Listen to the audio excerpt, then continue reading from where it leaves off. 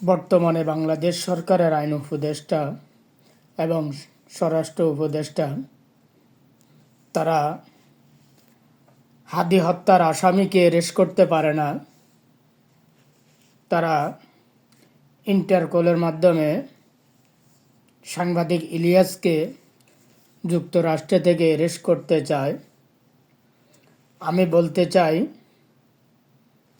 দাদা বাবুরা,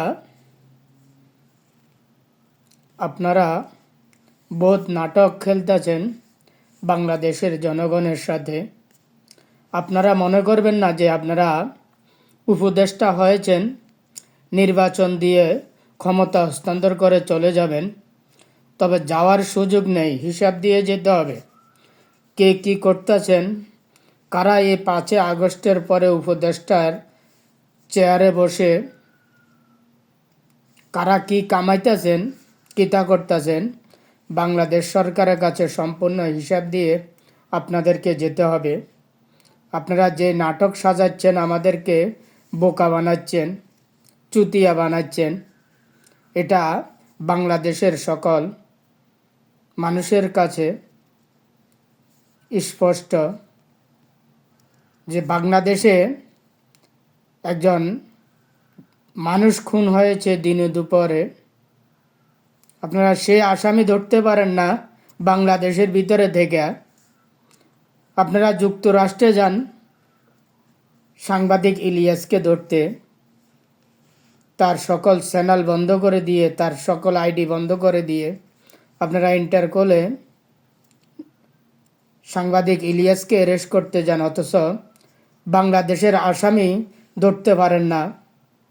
তারা ভারতে পালিয়ে যায়।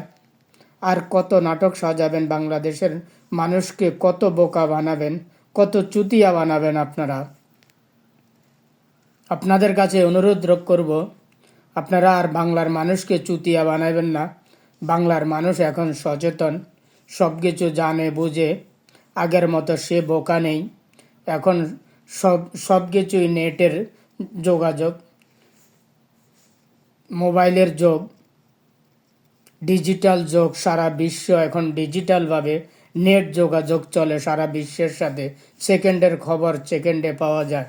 আপনারা আর বাংলার মানুষকে বোকা বানানোর চেষ্টা করেন না। একটা কথা আছে না, যে ভাতের তলে কই মাছ দেখে না, মক্কা শরীফে জুতা চুরি হয় সেটা দেখে।